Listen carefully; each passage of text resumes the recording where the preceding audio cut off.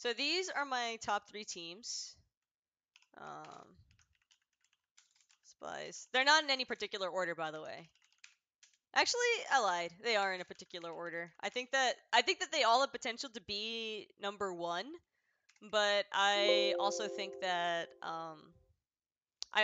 there's like to an extent a little bit of an advantage for Splice, Knights, and Dignitas over the others, but I do feel like Smite is 100% in a stage right now where nothing is guaranteed, and no matter which team it is that like you think you might be better than, chances are like you're probably not right.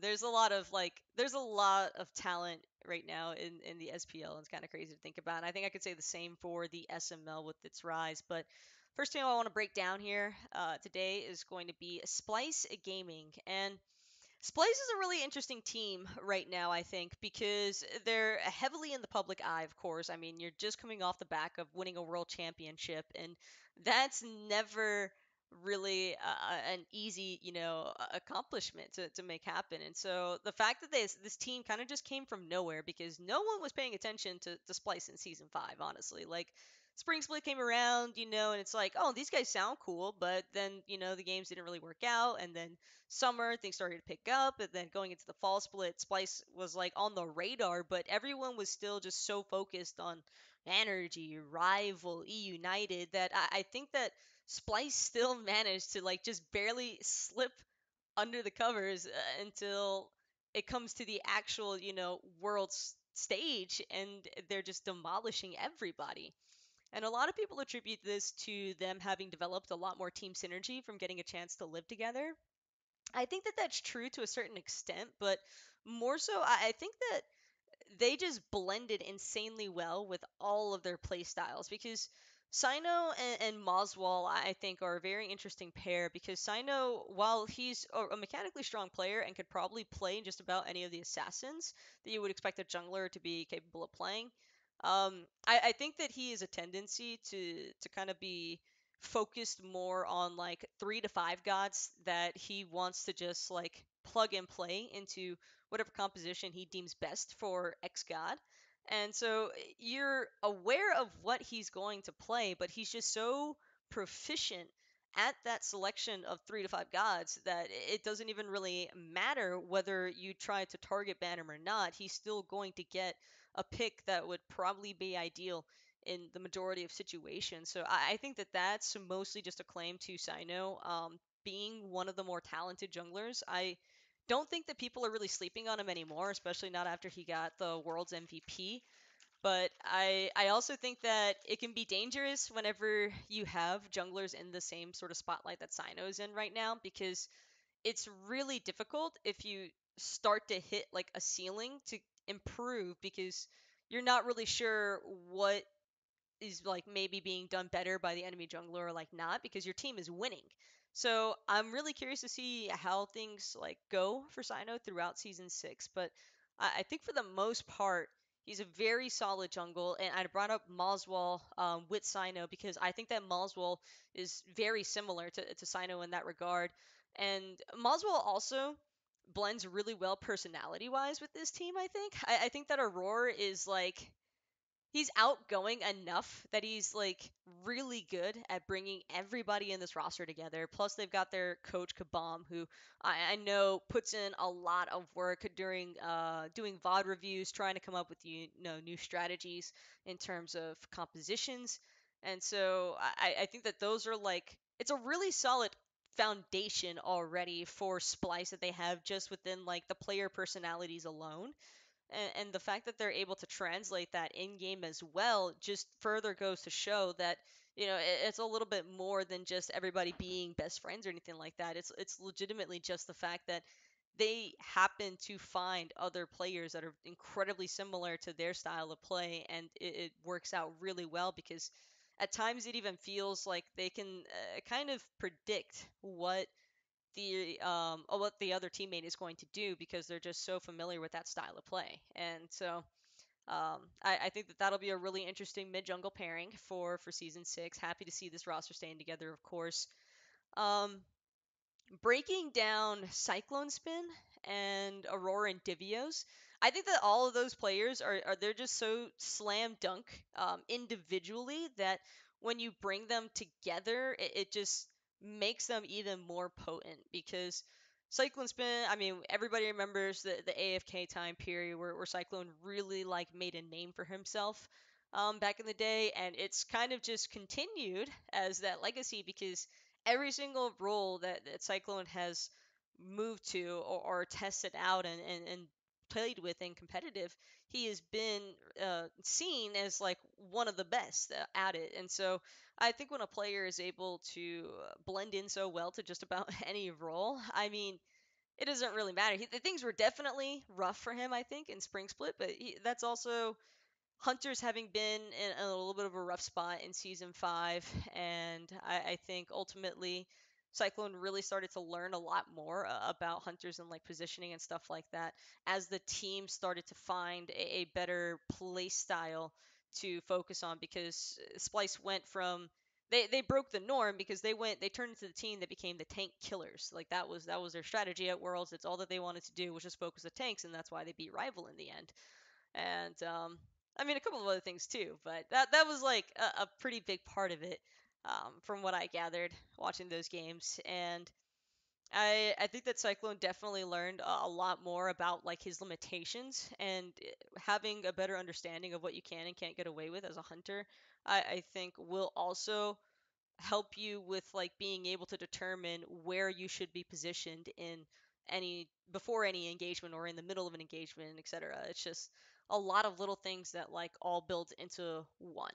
Um, and I think that the same could be said for Divios and Aurora. Aurora obviously a little bit more aggressive in playstyle, I think, than anyone else on Splice, but I think that it's a healthy amount of aggression that Splice kind of need to get like it's like a good kick in the butt essentially. That's what Aurora feels like at times. Like he's going to start this fight and then your team just needs to finish it. And so I think that Aurora is really good at being able to feel out team fights and also really good at his shot calling, I think, for objectives. But I know he has admitted, or hasn't like admitted, but he has like credited Divios as well pretty heavily for those sort of things in team fighting engagements, and it makes sense because Divios is a lot of times up close and personal, or just somehow miraculously coming in to save everybody from who knows where, and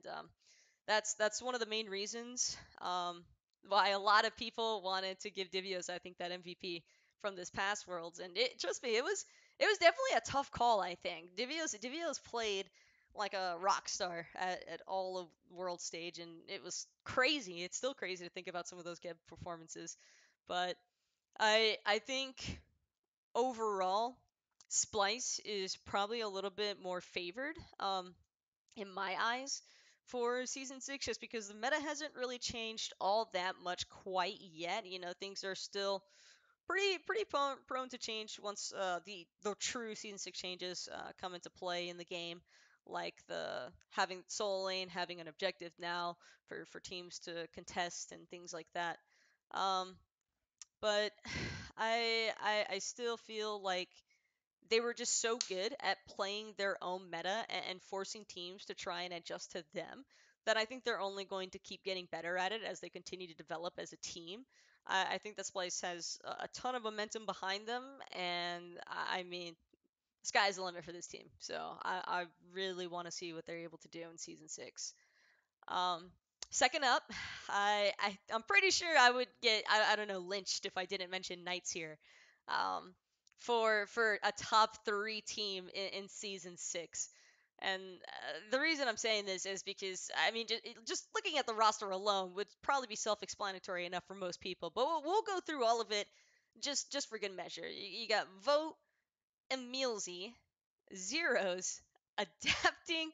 Oh, and by the way, Death Walker for a roster. And of course, credit to Rowe, fantastic coach for this team. He definitely puts in the miles as well. I think that's one thing I am happy about though with Smite Pro teams is that there's a lot of effort put in by the coaches nowadays, and it's pretty cool to see. But anyway, getting back on track here to the Pittsburgh Knights. I mean, if the roster didn't say it enough as is, the next thing I have to pull up is the fact that I think adapting has been wanting to make a team with zeros for a really long time, and seeing these two finally get a chance to play together, it's scary, but also really, really like cool because they're both just so insanely good at the game that I have a hard time believing that there won't be numerous outplays coming. Like I'm honestly just really excited to see how much of a challenge they pose to the league with this powerhouse of a roster. Um, Deathwalker also, I mean, I think a lot of people have been putting him in talks as like possibly being the best solo laner in the world right now, and I'm pretty. I mean, it's tied. I mean, there's Divios. So, and Divios has been pretty crazy also. But I think one cool thing about Deathwalker too is that he went from being somebody who would just do the crazy plays, like the crazy god pool, the jank, the unconventional choices. He's a lot more than that now. I think that he has really learned how to become a more flexible solo lane player as a whole. And I do feel like I can see a lot of that in Divios as well. And the one thing though that I do really like about Deathwalker is not only is he somebody that like pushes out a lot of content for like the public to um you know learn from, but he's also just a great personality. Like he's just an awesome all around dude, and I think that having him on this team is very smart because Deathwalker is somebody who doesn't really tilt, in my opinion, and I think that he's probably going to be like the least emotional player on this team, and not in a bad way by any means. But I mean, I see Deathwalker as being the most level-headed player on this team. Like, say for example that things don't go so hot for the Knights at the start of this season. I guarantee you, players like Zeros, Adapting, and Emilzy, they're gonna be a little bit more up in arms about it than somebody like Deathwalker, or I think Vote can be pretty chill too at times, but Deathwalker to me feels like he's got a lot of responsibility, I think, in season 6 to keep this roster in check. And I know that that's also going to be, partially Rose's responsibility as well as their true coach, but I think that if you can have like a healthy blend between the two of Deathwalker and Ro, keeping everybody in check, I think that this team will be perfectly good to go. Um, Skill wise, it's all there. Like you don't even need the paper to know that these are like five of the best players in the world right now. And I would be hard pressed to find somebody who could disagree with that. So of course this is probably going to be one of the like bigger fan favorite teams. Also shout out to the Pittsburgh Knights for being endorsed by the Pittsburgh Steelers. That is absolutely insane to me. Although I am still unhappy Aggro gets to be so happy all the time. But in all honesty, this team just looks terrifying. Like if I was a pro player in the SPL right now and I had to play against the Pittsburgh Knights, I mean it's exciting, but it's scary, dude, because uh, this is a roster that can make or break the league, I think. And if they run the SPL like Energy or Panthera did like back in the day, remember that when like season 2 where it just looked like teams might as well not even bother trying to play against them because they were so good. Epsilon, like, what was it? They've had so many different team names, dude. I just realized that, but it's it's not going to be a pretty sight. I think it could be pretty rough for people if they're just getting ran by the Pittsburgh Knights. But it's also really interesting to have stuff like that because if this is that like deadly of a roster, the other thing too is that it's just going to force everybody else to steadily improve their gameplay over time because it's not like the matches amongst the other teams aren't going to be close or anything like that. And I'm also not saying this under the impression that the Pittsburgh Knights are going to instantaneously dominate the lead. I don't personally believe that that's going to be the case because I think that there is a lot of good competition in the SPL right now, but I definitely do lean towards the Knights as being a more favorable team in terms of standings overall. Um, And yeah, Vote, probably the last player I haven't really said too much about, but there's not really too much to say about Vote. The dude's insane. He's a really nuts hunter, and I think that he is probably the most improved player in all of the SPL, because when he first came in, I don't think that I mean, it might have even been something before Justice. Even I'm pretty sure he was in something before Justice, but maybe not as public of a team back then. Might have been more of like a rank thing. But yeah, Vote's definitely come a long way as a hunter, and I think that it'll be it'll be a little bit weird seeing Vote in Deathwalker without like the rest of the old rival team or the ex rival team. But I think that com- like in competition wise and as far as competitive is concerned, I don't think that this is a roster they could have possibly walked away from. I don't think any player would walk away from a core of Emilzy zeros and adapting. That's just such a strong core. I'm really looking forward to seeing what this team's capable of doing in season 6 also. And then the last team I wanted to discuss was actually Dignitas, and this might catch a couple of you off guard. That I think that Dignitas is like a top 3 team for season 6 SPL, but my reasoning behind it is that this Dignitas roster is essentially a team full of players that I think are coming to a point in their Smite careers where they are more hungry than ever before to get this win, because they have been the constant second placers and things like that for a long time. And I know that Trixtank had once upon a time ago some like first place enjoyments, but I know that he wants that feeling back. This entire roster wants that feeling back. I think everybody in Dignitas is just so ready to show everybody that they're not a team of like anybody that they're not a team of like bridesmaids. They don't want to be the bridesmaids any longer. And I think that they have a chance to do it if they can keep things strong. The biggest question mark to me on this team, and not because the player is like bad or anything like that, it was just odd to see Hurrywind on this Dignitas roster. That I'll admit that caught me really off guard when I first heard that it was going to be Hurrywind as the main mid laner for Dignitas, because I thought that they might want to go with somebody that they've known from Europe or something, because there was a lot of free agent mid laners in Europe. And so seeing Hurrywind on this roster, it was a little bit of a pleasant surprise though, because I do think that Hurrywind is a really strong player. I think that he is without a doubt his own worst enemy. I think that he had a tendency to really get into his own head, and at times can take things a little bit too personally when they're not really intended to be that way. And so that kind of funnels into a little bit of a tilt factor with his gameplay at times. But I think that it's also the fact that he was just really under a lot of stress for a super long time. I mean, the dude was balancing between finishing his undergrad degree in college and also a professional Smite career that's like actually, a really crazy thing to keep track of. A lot of people have a tough time being a full-time Smite pro, like without having to worry about college or anything like that. So Hariwon was just grinding, and he did it.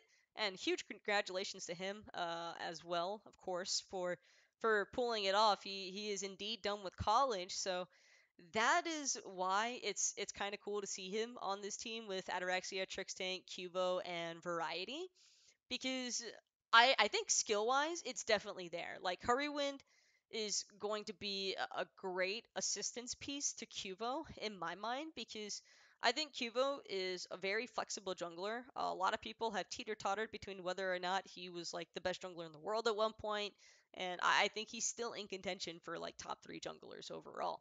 Um, but I think that his playstyle is a little bit more patience based, and Hurrywind I think is kind of aggressive. So if Hurrywind's setting up openings for Cubo Fred to then play off of, I think that that'd be a really cool thing to see between the two. But I definitely think there's a lot that can go back and forth between Cubo and Hurrywin, and I think that they should play, or that they will be playing off of each other very nicely. So it'll be pretty. I I almost wonder if they're gonna do anything like crazy with Nox, but I guess I'll just have to wait until the actual season starts. That's all. That's all. Neither here nor there. But yeah, really solid jungle mid. I think Variety has also been somebody who's he's kind of like a seesaw. You know, he's hot, or he's got his highs, he's got his lows, but I think that he's starting to become a little bit more consistent, and consistency is probably the most important part for a team. And so if Variety just keeps things like balanced, then I think that he'll be set. He had really strong Worlds performances, I think.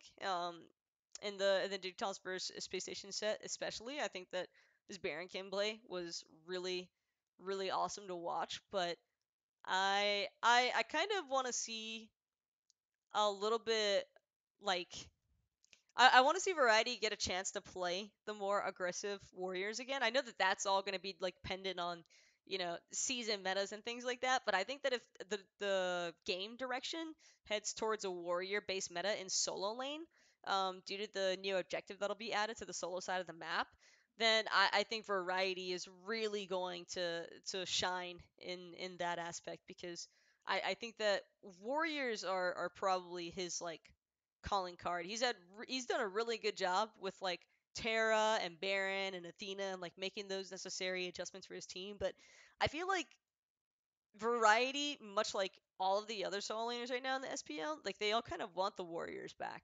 So I I don't know. I'm just ready to see what happens there. Um, and yeah, and then Trickstank Ataraxia.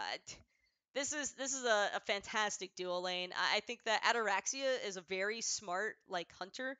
He's a very smart dude in general, and he spends a lot of time when it comes to like theory crafting and like studying ADCs and like figuring out what's going to be like the best damage output build and that sort of stuff. And pair alongside of Trickstank. Trickstank, he's a little bit more laid back, a little bit more of a goofy personality, but I think that this works out really well between the two, because Trickstank is aggressive, but Ataraxia is smart. So if they get like smart aggressive, I think that is what has always kind of been missing from Trickstank, and he found a little bit of it with Arkill, but I think that at times Arkill and Trix would just be a little bit off the mark with each other, and I don't think it was necessarily like a synergy thing, so much as it was like they just.